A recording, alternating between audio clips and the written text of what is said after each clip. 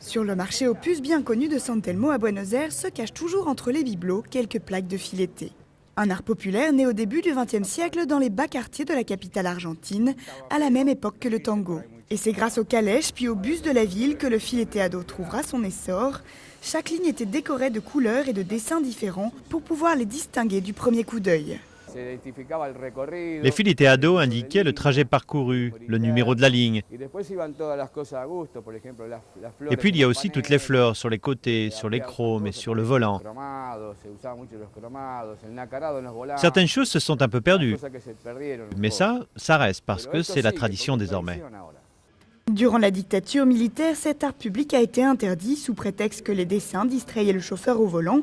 Mais aujourd'hui, le fileteado revient à la mode. Alfredo est l'un des fileteadors les plus en vue de Buenos Aires et il contribue à remettre au goût du jour cette vieille technique.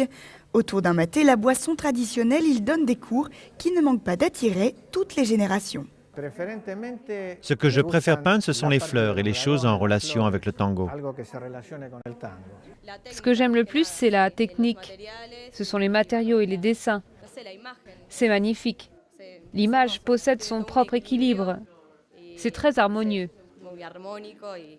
Aujourd'hui, au thème traditionnel du tango ou d'Evita se sont ajoutés d'autres motifs plus modernes.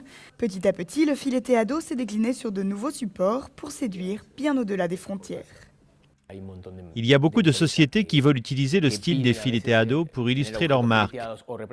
C'est très intéressant parce que le fileteado incarne une image artisanale. Il évoque la tradition, l'ancienneté à travers son iconographie.